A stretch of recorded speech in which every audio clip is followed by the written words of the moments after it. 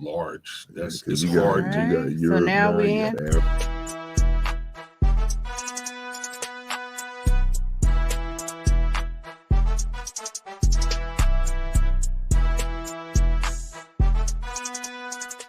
Fans, thank you for joining us for another insightful episode of In the Tunnel Sports Podcast, where we not only tell it like it is, but tell it how it can be. I'm your host, Nicole, with the K and the Y, and I'm here with my co-host, Patrick the Truth Truesdale. What's up, H-Town? And today we have a returning guest, a man who needs no introduction, but I'm going to give him one anyway. All right, class of 91, Willow Ridge Eagles, Whataburger All-Star, Vanderbilt leading rebounder, shot blocker, and team captain, 93 SEC winner, as well as an overseas champion. He was one of the top 5 MVP in Spain and one-time champion in Kosovo, Malik Evans. He ain't no guess. How y'all doing? All right, and then I am honored. Well, In the Tunnel Sportscast is actually honored and excited Definitely. about our next guest. I'm going to introduce, ladies and gentlemen, it's my pleasure to introduce a man whose incredible journey began in the projects of South Bronx as a youngster of 7 and the only boy. From 1978 to 1981, he was a standout with the Gauchos, a role that paved the way for his attendance at Villanova University. As a forward for the Wildcats, he led the team to an unforgettable NCAA championship victory over the Georgetown Hoyas in 1985. Somebody over here is pretty upset. Still I'm sure crying. he's gonna, get into that. He was selected 10th overall in the first round of the NBA draft by the Phoenix Suns. He went on to have a distinguished career with the Sacramento Kings, Boston Celtics, Milwaukee Bucks, Toronto Raptors, Philadelphia 76ers, and the Miami Heat. After retiring in 97, he returned to Villanova as an assistant coach, bringing his career full circle. From 2007 to 2010, he served as an assistant coach for the Minnesota Timberwolves, followed by a stint with the Chicago Bulls, Denver Nuggets, and another tenure with the Timberwolves. And today he continues to contribute to the game as a scout for the Houston Rockets. Please join us in welcoming Ed Pickney. Wait, what's up, Pete? Okay. Big time. Wait, before we go, I took my time, y'all. So I just have to, show these pictures. Is that, you know that one? And what about that one? And let's not forget this one. That one. Top Cats. All right, sports fans. This episode of In the Tunnel, we're going to be talking about the NBA Finals and Black excellence. So I need you, In the Tunnel fans, to tune in, share, like, and comment on all of our platforms: TikTok, YouTube, Instagram, and Facebook. All right. Fantastic job on the intros and the. Did I get it right? Well, not only did you get it right, you got all the pictures on top. Okay. I be working. Hey, the best producer, man. That's like high level research. I really? Thank you. that. Thank you. Professional.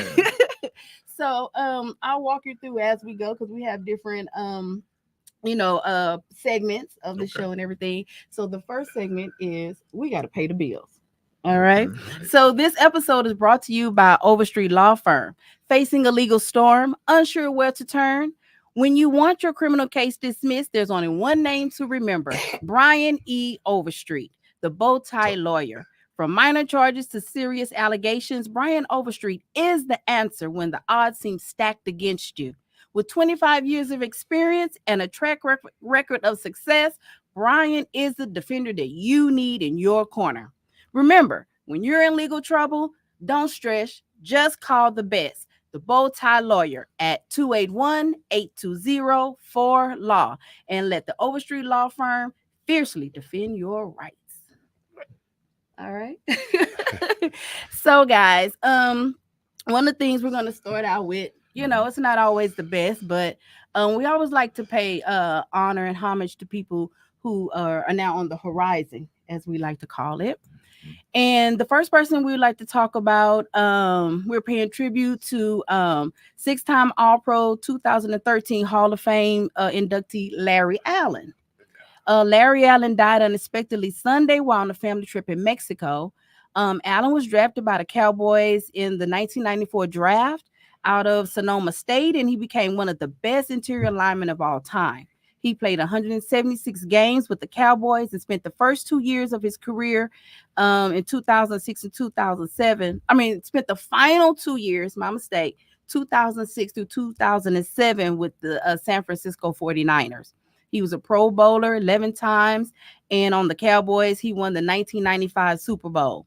We want to send condolences out to his family who are completely, distraught and heartbroken by this. And we pray that, his family find peace and comfort in the love, the laughter, and the life lessons that they shared with Mr. Larry Allen. Yeah, I saw a video yesterday of Emmitt Smith. Yeah. And he was just in tears for the first maybe 2 minutes of the video. And, somebody that tough you don't see brought the tears. His lineman meant a lot to him. Yeah. That video was amazing. Yeah. It was an amazing tribute to him and his career and his family. That was good tribute, but sad at the same time. Yeah, it's sad. Because like I say, he's definitely a big impact in Emmitt's career as far as, opening holes for him. So, I understand they roll together, they ride together. That line that's tough, man. 52 years old, that's tough. That's tough. Well, yeah, anytime somebody because he talked about a little bit about his career, but he talked about the kind of person he was in the video. And I didn't know him personally, but anytime you get an endorsement from Emmitt Smith like that, it's pretty special. Yeah. I agree. All right, and do you have any comments or? Just 52 years of age, so young. Yeah, and then he's on vacation, so I know that was real hard. In Mexico, that's right for his family to be able to see that firsthand. So prayers out to his family. Yeah, definitely. You know what I mean? They're gonna need it. I agree. And our next person on the horizon is Mark D. Ross, better known as Brother Marquise, who he gained his name as a member of the controversial rap group 2 Live Crew.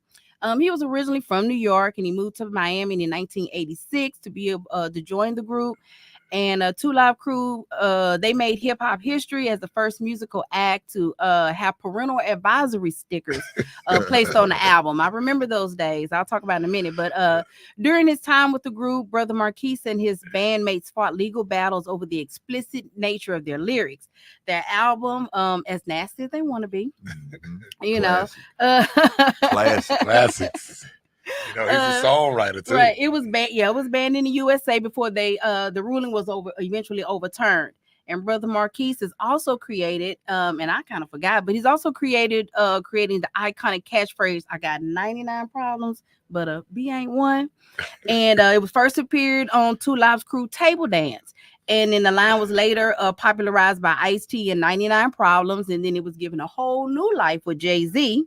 And then it's been referenced in Drake's verse on A$AP Rocky's Effing Problems, Barack Obama's 2013 White House Correspondents' Dinner speech, Eminem So Much Better, and then a line by Jillian Bell in the film 22 Jump Street. So Brother Marquise was definitely loved in the hip-hop community and will be greatly missed.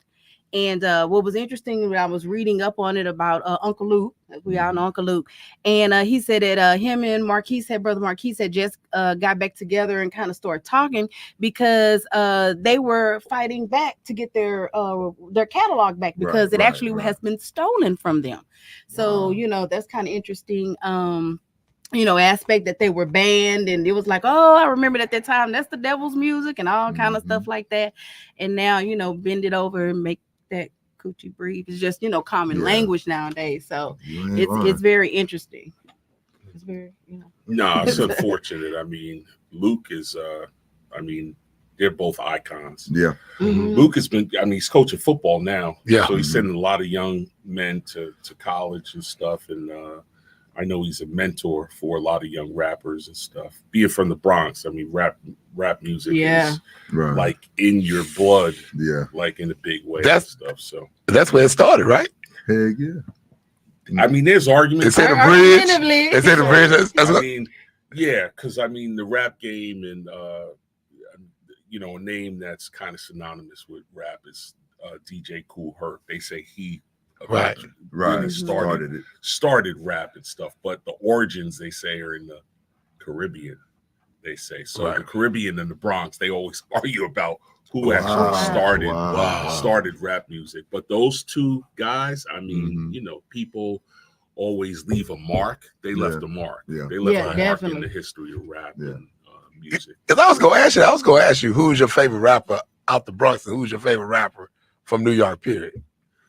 So, yeah, I know this is I'll tell you, my favorite rapper is Nas. Okay. I love Nas. He's Queens, but that's my favorite rapper. Right. I can't. I mean, I still listen to his stuff. I mean, he's the best to me. Yeah. I don't. I mean, a lot of people say Jay-Z and you know. I like Nas. Yeah, true lyricist. Yeah, Nas is my guy though. Yeah. I can rock with that. All right. Any comments from you? I know you know you enjoyed Brother Marquis. Oh boy, yeah, that's my man. That was my favorite guy in Two Line Crew. You know, he actually wrote the song "We Want Some Beat." You know, yeah. But he will be missed, man. You know, and then, you know, he ended up turned his life around. He became a Christian, again Christian. So you know, So I just hate to see that happen because, like you said earlier about Larry, 52, he 58. Yeah, that's young. Still young, you know. So what was good though is he was able to at least make peace with Uncle Luke. Yeah. You know, sometimes that happens in life. And that happened to Easy in them too. And that's a good closure for all parties involved. So you know, we appreciate what he did for the hip hop community. Yeah. So that was a landmark decision. You know, all this rap we hearing now. They talk down and nod. Yeah. Even R&B songs now. No matter country songs what they using and everything. You know? Speaking of country song, I like that song about old boy wrote about old girl. What that blonde fat? Oh yeah.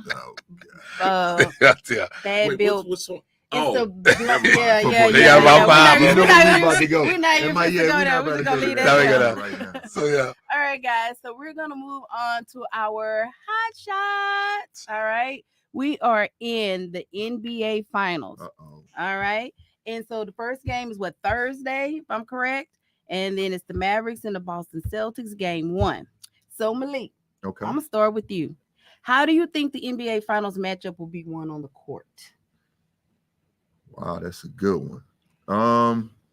Defending home court first. You know, if I'm Dallas, all I got to do is get one. And that's very possible with Luka and Kyrie. I think a lot of the series is going to depend on how Porzingis is, how healthy he is. Kind of reminds me of Kevin Durant, where he's coming back, but he hadn't played. And you know, NBA, you just can't just shoot around and just show up at the game and play. Everybody else is in prime time playoff shape. So his injury status is going to be key to me. It's like Jordan, and he came back in the middle of the season because he wasn't in. No, he wasn't in the best shape. Yeah, and at least he was playing. This guy here had been sitting around trying, probably just jogging, and just shooting. He hadn't had contact. And if I'm Dallas, I'm doing him in a bunch of pick and rolls. I'm trying to see if that ankle, if that calf is healthy. So that's what counts right there. Injuries. All right. Okay. So we hear from you says injuries. That's what matters. Okay. And Mr. Ed, I want to know what does this series means to the coaches? Well, I mean, Jason Kidd has been to the finals before as a player. A lot of experience there. You know, I think there's a comfort level certainly for him. You know, most recently won with the Lakers under Frank Vogel. He was an assistant coach with that group. So, I mean, from that standpoint, I mean, I'm sure he's going to come in with a relaxed mindset. For Joe Mazzulla, this is his second time almost getting there. But I think he's also going to have a sense of calmness about it. But it's under a lot of pressure. He's got a home court advantage. Yeah, his team has played great throughout the playoffs. You know, they've almost swept in every series. Every series has gone 5 games.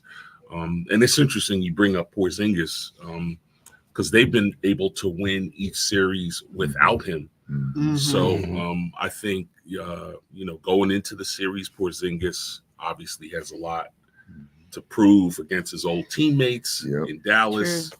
Kyrie has a lot to prove against his old teams from the Celtics. And the fans. Oh, the fans. And the Oh, my fans. God. Yeah, definitely. So there's a lot of underlying undertones from both sides against each team. But I just,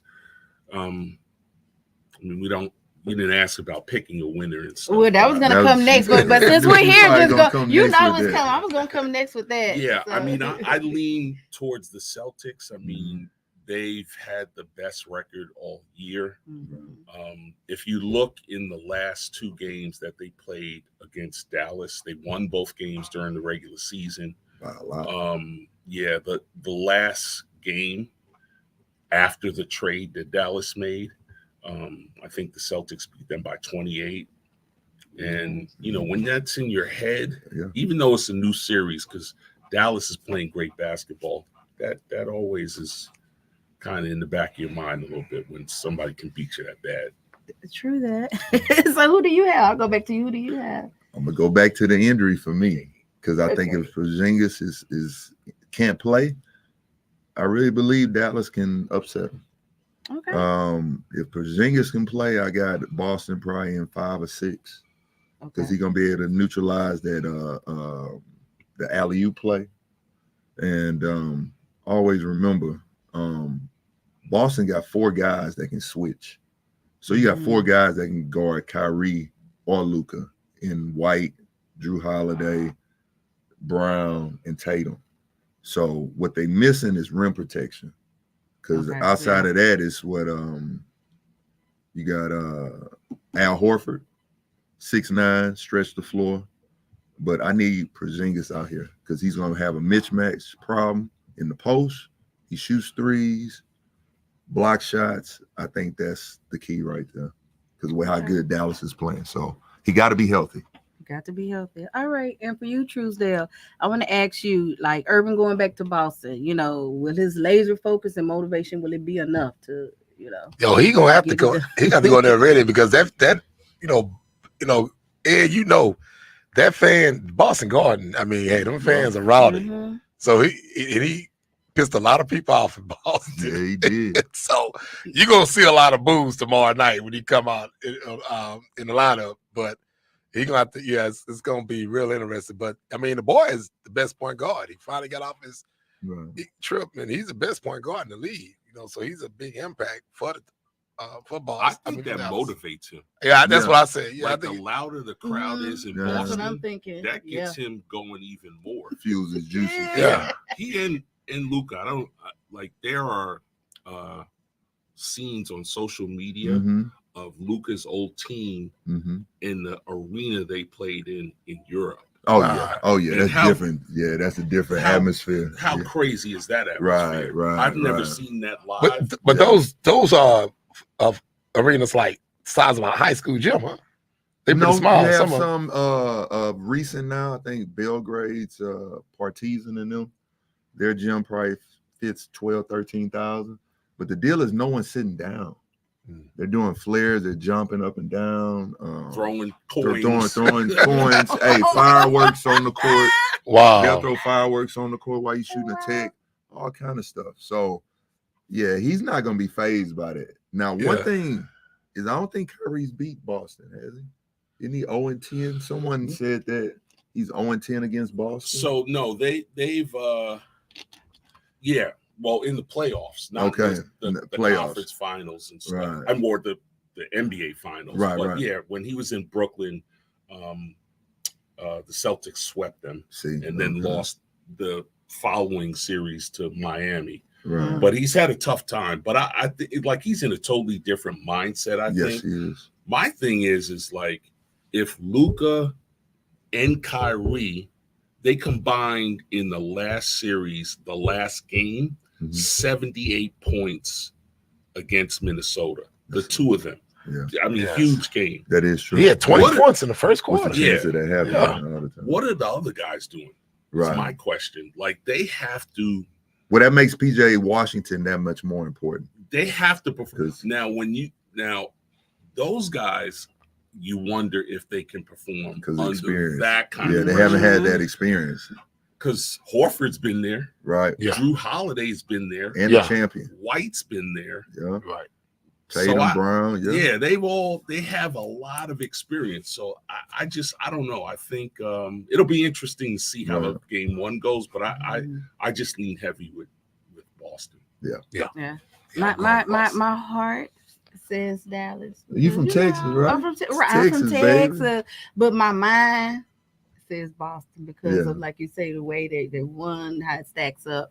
So I'm gonna go with Boston. But so I'm hoping that the Rockets. Oh yeah, I'm hoping that that lean in Texas changes real fast. I hope so, because no, and I ain't putting him on Dallas team. I don't care about those man. I feel. Man, please, they rock. Big fella in San Antonio that as he gets older, he's gonna have a lot to say about like where the playoffs go. But until then, I'm hoping no ill will towards Dallas, but it's hard to root for another division. You're right. That's how I look at it. I'm like, And my thing is, I pull for San Antonio because they said, but Dallas, man, ain't pulling for no Dallas team. Hell, Dallas. You hating on Dallas? They hating on Dallas. They hate on us.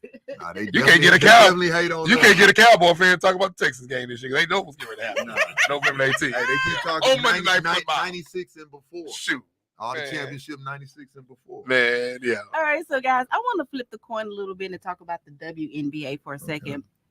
Specifically the irritation between Stephen A. Smith and Monica McNutt. I don't know, have you all seen a little bit of that? And on Monday on First Take, Smith, who's the executive producer of the show, was discussing about the Chicago Sky Guard Trinity Carter's cheap shot foul at the Indiana Fever rookie Caitlin Clark in last week's WNBA game.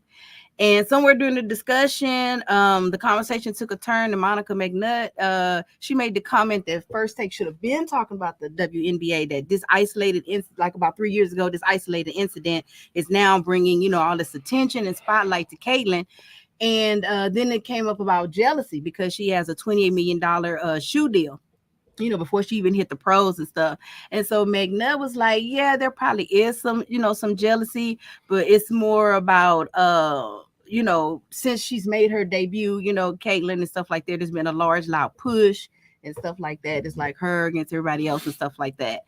And so Stephen A. Smith made the rebuttal that he has been supporting the WNBA, that he, including McNutt, put people from the WNBA on his show as a rotating host and stuff like that, along with other WNBA players. So, listening to them go back and forth, my whole thing is it really about just jealousy? Is it about marketing? Even if Caitlin's not the best, is it about she's marketable? Is it about being fair, unfair, or is it just all inclusive?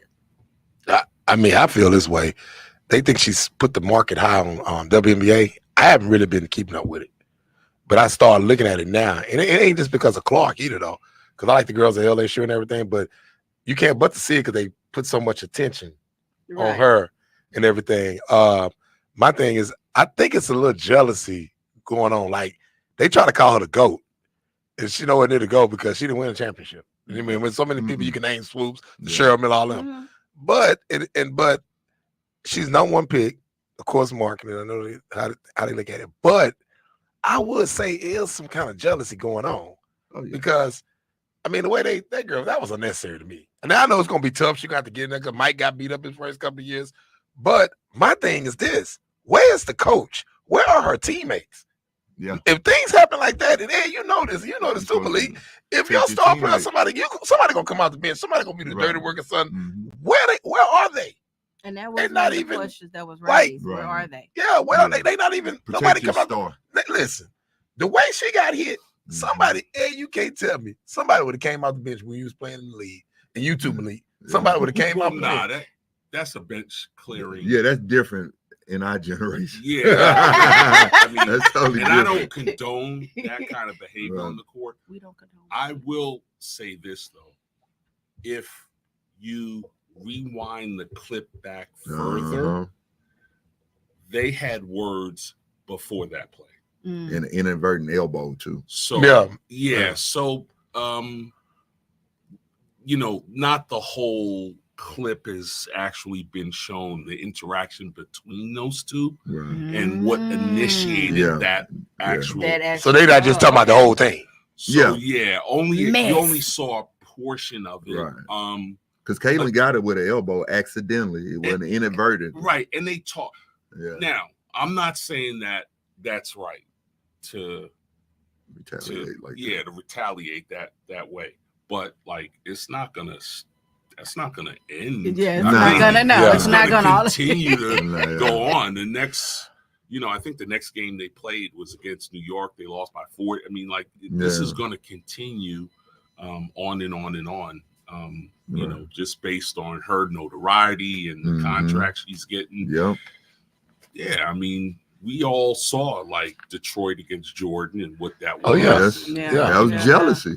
Yeah. That's just when you're competing against somebody that has more than you, you're gonna go after them. They broke Robin broke Pittman's jaw. Yeah, I mean it was exactly. It was you know, they wanted what he had and stuff. Yeah. So, and then also, you know, it's a competitive environment, you know. If I'm been in the WNBA 4 or 5 years and I got all these all-stars and you got this one who's never played not one game comes in, it's a little jealousy. I want to test her. And right now they testing her to see how strong she is. Yeah, she gets because they got some goats still playing. Was it Dana Taurasi still out there? Breonna Stewart's a problem. So to say this girl's the best, I think a lot of them are saying, now hold on, wait a minute now. Because for me, it's Cynthia Cooper still is the best for me. Yeah. So, you know, that's all coming into play. So Witherspoon was a bad girl too. Yeah. You know? And like I say, I look at the girl from USC, looking at her as a freshman. She's better than Clark as a freshman. And she's gonna be a problem. I can't wait to see her. Juju, go. I love that girl. I mean, and you know what? I would say this. I know we got to get to the next subject, but the marketing is getting better because I wouldn't really, you know what I'm saying? Hey, that's true. Any kind of news, bad or good, is good for the league. Yeah, it's bringing the eyeballs on you. Yeah. So either way it goes, it's helping them out. Yeah, true that. So now, guys, we're gonna go into inside the locker room. All right. So inside the locker room, that's where we kind of talk about the things that are going on, you know, off court, you know, in the locker room. And so sometimes, you know, the locker room, it gets a little, you know, messy and funky in there, but this time it smells good. Okay. Like potpourri. So according to Essence Magazine, per announcement from the NFL team's owner and chairman, Arthur Blank, the Atlanta Falcons are set to get new owners. 4 of them. And let's see, the new limited partners are Rosalind Brewer. She's a former CEO of Sam's and Walgreens. And Olympic gymnast Dominique Dawes, Hollywood producer Will Packer, and venture capitalist Rashawn Williams. Okay. And let's see, the deal has not finalized. It's still, you know, contingent upon agreement. But the move is particularly noteworthy because there are only 7 Black minorities owners in the NFL. You know, despite that, it's more than 50%, you know, Black people, you know, playing. And the Atlanta Falcons owner, Arthur Blank, says that Brewer, Packer, Dawes, and Williams align very well with the Falcons' core values, and stating that each bring unique talent, experience, and a perspective to our ownership group. So I'm excited to have them on board as limited partners and to tap in their vast expertise and finding ways to continue building the Atlanta Falcons and making an even bigger difference in the community. Right. So Ed, I have a question for you. All right. So given the significance of having more diversity of ownership, you know, in the NFL, how do you think this new ownership group could influence not only the Atlanta Falcons, but also broader landscape in the NFL or just sports, you know, period? Well, I mean, I have worked in the NBA for a long time. I mean, it's, you know, one of the top sports in the United States, but the NFL is a monster. in terms of advertising, TV dollars, all of that stuff. So I mean, it's great whenever you can add minorities to the pot. It's only going to make it better. I mean, I've looked at what Magic Johnson's been able to do with both the Lakers, baseball, and in the NFL. So I mean, it's great. It's a fantastic thing when that can happen. It gives inspiration to a lot of young people to start from an earlier point, and you know, it'll hopefully lead to total ownership. Right. At someday soon, hopefully. Because that is one of the things, having the I guess the minority, I won't just say black, but having a minority voice from different, perspectives. I think that's something that's very needed. And this is very different because we're talking about a filmmaker, in general. What do they know about sports? Not saying that he doesn't, but he's there. And then you have financial people and stuff like that. So it's just not, popular people who are Instagram influencers or something, but these are really, black excellence and trailblazers and waymakers. But see, my problem with the NFL is what's the guy's name on the Weather Channel? Byron Allen. Yeah. He had the money to buy the Denver Broncos, and they weren't gonna let that happen. They weren't gonna let that happen. No. And that's my problem. I don't understand. Wrong city. Yeah, but every city is considered the wrong city. Let's be real. And it's like how much money now? I know Magic got some ownership of the Washington Commanders. But it's like we have some people have the money. People think we don't. We have the money. I mean, what do you think about that? No, I think whether it's one person or a conglomerate of people, it's good. I mean, we're not sitting here saying like nobody's involved. Right. We have people involved now.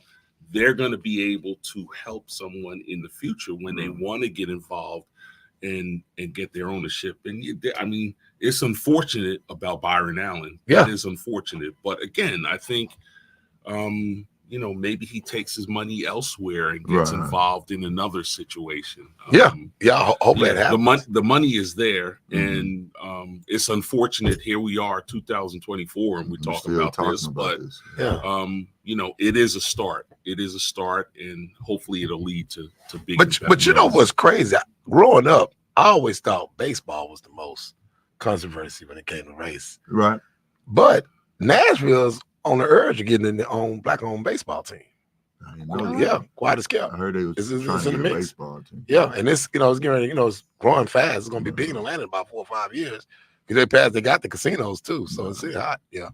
So I just like the ownership part of it. I don't know if you notice more players are buying into teams. I think Angel Reese bought a girls basketball minor league team. You got LeBron owning stake in some soccer teams. Yeah. So I just love the fact of ownership. There's more than one way to skin a cat. Most owners didn't play basketball in all the sports. They're usually just businessmen. Right. So it's a business opportunity. And man, what's that? Jerry Jones bought the Cowboys for how much? Like $100 million. Yeah. It seemed like a lot back in '88. And now it's chump change to what? He's $6 billion. So I'm just happy more minorities are even thinking about ownership. Okay. So since we're talking about minorities, and we have a little time left because we definitely have to interview you, Ed. But I just want to briefly talk about something that I found very exciting. And the MLB in December 2020, they decided to incorporate the Negro League players into historical records on this website. And so that means some of the leading people that supposedly MLB, they got shifted and switched and changed, like Babe Ruth and Ty Cobbs. So our game changer of the day that I want to talk about is Josh Gibson. All right. And he was one of the greatest sluggers in history of the Negro Leagues and considered the best power hitter across the entire sport. And Gibson was one of 30 Negro League stars enshrined in a Cooperstone as is listed on the MLB's new all-time career leader in batting average of .372 and moving ahead of Ty Cobbs. And He also overtook Babe Ruth in his career a slugging percentage. He hit almost 800 home runs in league and independent baseball during his 17-year career. And in 1930, 18-year-old Gibson, he was noted, some argue, but it was noted that he hit a 580-foot home run in Yankee Stadium, landing the ball 2 feet from the top of the bleacher wall. Wow. He passed away on January 20th in 1947, and in 1972, Gibson received the Hall of Fame. So I just want to it's not Babe Ruth. I mean, the best players, you go down the list, the best players come from the Negro League. I mean, shoot, that was our sport. Could that be why they kept it separate? Because they didn't, they knew what most people, didn't know, because they're still digging up history and some stuff is recorded, some stuff isn't. So they kept it separate on purpose. Right. To make one a good lot of people don't know is you had white folks was owning them teams, Negro League teams. Oh, yeah. And a lot of those guys, some things they didn't keep the records, but baseball was black people number one sport back in the day. They went outside, they got a mop stick, whatever. So we love that game. And it's just a shame that it took them a while to start letting us play the game, but it's so many guys, so many records was made. Pitchers, hitters, catchers, all that in Negro League. Right. And I haven't took the time yet, but I got to go down and check I think it's in Kansas City. The museum, Negro League Museum, is it in Kansas City? I think so. But yeah, I think so. You'd be amazed. I know I would be, and with softball as well, and females. Well, that's a new thing now. But I just think it was popular back in the day because I remember we played pickup baseball at Horn Clark, and we had girls who was playing with us, and they could swing that bat. Yeah. Texas, we love baseball. Well, I know one thing. I know people mad because it's shifting the top 10 around in batting percentage, home runs. But Josh Gibson, they said, was a talent better than Babe Ruth as far as hitting. So I'm just glad he's getting his due. What is this, like 80 years after he passed, or 70 years? But at least he's getting some due. Getting it. Right. You got to think someone like Satchel Paige, we weren't blessed to see him in his prime because he was in the Negro League. Right. So he let you know how good those leagues were. And then Jackie Robinson, he played like 1 or 2 years and came up. Yep. And was Rookie of the Year, ended up being a World Series champion a little later. It was a hell of a running back. Yeah, so hey, I'm happy they're getting they just due. I don't care if it's 70 years late, we'll take it. All right. Do you have any comments? No, I just when these kind of things are uncovered, because it's great. It's great for us, obviously, but for young kids to be able to see someone like them excel. You talk about black excellence, and it's been around forever.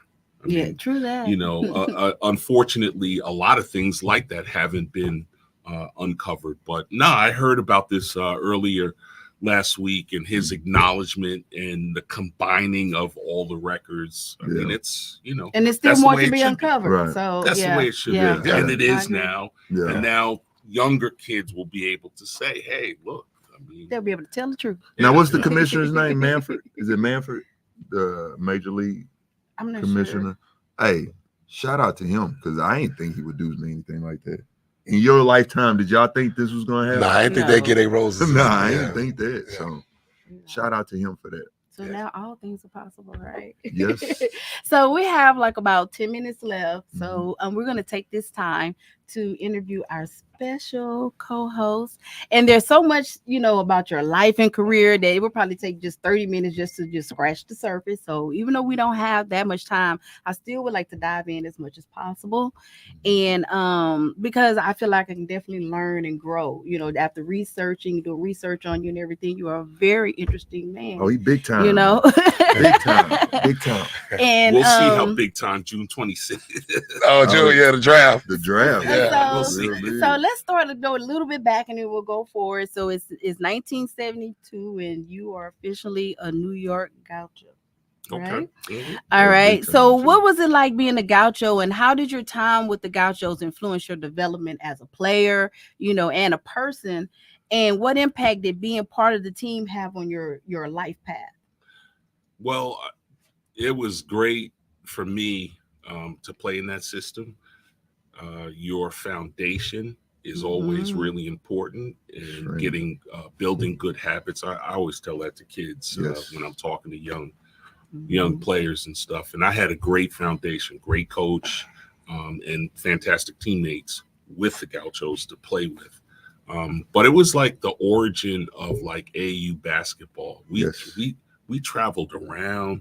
We went to different cities to play against different players, and that for an inner city kid gives you like a different perspective on basketball. And maybe you're not, because we used to go to Philadelphia and DC all the time, and we used to be like, New York is good, but there's got some ballers. There's other good players elsewhere. Right. So you would come back and you would have to work on your craft a lot harder. Right.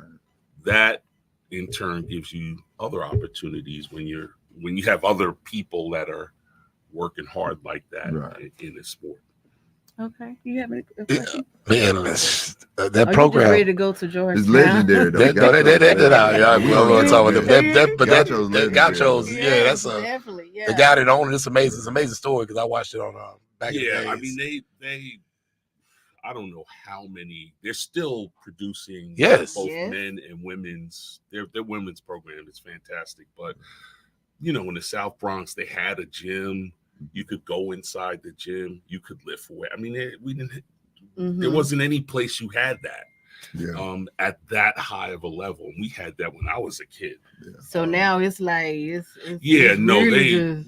they've produced both coaches and players. A lot of players. Like Kemba Walker's out of that program, and Mullins played with that program. Jamal Mashburn. They have a lot of noted players. So it's a good system. What I want to ask you real quick. When you said you saw Chris Mullins, he was getting off the train. I mean, one of the interviews you was talking about him. He was like, "Man, this white boy can ball." Well, nah. It was crazy because we would play in a lot of different tournaments. And I would say that exact. I was like, man, he's really good. So I brought him around my neighborhood, and people were like, what are you doing, man? And I was like, just let's play. Oh, he's nice. Nah, he ain't gay. But he, that was the other thing. Like those, both Gauchos and Riverside Church were rivals, but they brought a lot of kids from a lot of the different boroughs together. Because Chris was a Brooklyn kid, and some of the other guys, John Sally was a Brooklyn kid, and Pearl Washington was from Brooklyn, but Kemba Walker's Bronx. Just a lot of kids got a chance to play against one another and then come together and then go someplace else. So it was, both because what's the team Kenny Smith play for? He played for his brother. Shout out to his brother, because his brother coached Stephen A. Smith. Right. Okay. Could Stephen A. play? I need to know that. Right so now. I'm actually older than him. Okay. So I didn't really get a chance to see him. But Kenny Smith's brother he's put a lot. Yeah. Kenny Anderson. Yeah. A lot of. He helped a lot of really good players. So, but he was part Riverside Church and part for his brother. Right. For his brother's program. I got you. So I want to ask you, moving to 1985. Okay. The NCAA tournament. But I have some pillows right now because I can feel some swings coming right now. How did it feel to lead Villanova in such a historic, upset victory? And if I understand it, after that, you all went to the White House and got to shake Reagan's hand. So, what was that like, getting dressed? And back then it was Afro. So, what was that whole experience? Nah, it was low cuts back then. It was low cut. You probably had a part on the side. Okay, the Afro with the part on the side. Yeah, this is 85. Hey, but still, I was a young star. With I Adidas. still have an Afro. Okay. Okay. So, what was that? It was anytime you can win. It was my last game. In college and stuff, so it was a special moment. But and I always tell this to people. We played Georgetown. They beat us every time. They beat us every single time. And that particular time, we played what had to be really a great game against them. They had a bunch of great players, a great coach who I'm reading his book right now. Coach Legendary. John Thompson. He's a legend. Yeah, legendary. But yeah, I mean, they were great. We had a lot of people rooting for us as underdogs. Oh yeah. And till this day, I can't walk in Washington D.C. without getting harassed. Believe that. Look at me like, Yeah, you ruined my whole. hey, because you ruined. I couldn't go to bed that night, man. I was mad. Hey, you just knew John Thompson was gonna win multiple. Oh yeah, Yeah. no question. So for him to have one, and everybody thought that they was just gonna beat y'all. And I think didn't y'all have a record on the field goal percentage in a game? Yeah, no, Yeah, they was hot. Y'all was hot as all get up. tournament. We're still the lowest seed to win it. Okay. So every year, all my teammates are like, man, we can't let these low seeds win. I'm like, it was like 30 years ago, man. Y'all gotta let that go, man. Forget about it. They're like, nah, we want to keep keeping the that. record. We got Hey, they want to keep the record. Yeah. Hey, The record's just made like to be the, broken. Dolphins. Records made to be broken. Dolphins. They made to be broken though. But I know my dad told me a couple of days later, say, Pat, it's hard to beat a team that many times. Yeah. So what that been y'all fourth time playing them that year? Yeah, they beat us. Beat them 3 times a year. Yeah. So that was Patrick and that was our senior year. So if you go back in a freshman, sophomore. They beat us every year. That is man. true. Well, U of H got y'all 1 year too, right? You was underclassmen, right? Well, what that was there? here. Yeah. What happened? Yeah, what happened? that was Clyde and Akeem. Yeah. You know what happened? And let me tell you, that was unreal. I mean, that team was a great team. That's the one with Mike Young on the team. Y'all in 5-7 Jammer. Yeah, they won the championship. Yeah. We watched them play Rob the Williams game before, and they that's had a a legend. squad. Legendary team. Yeah. But that's good. That's the Big East. Sports Illustrated used to call it the thug ball, but the Big East and the ACC was the best conference. The Big East was my favorite conference. To me, I think Big East was the best. Yeah, it was best in the 80s. Who was the best player you played against? Well, first I want to say shout out to Chris Walker.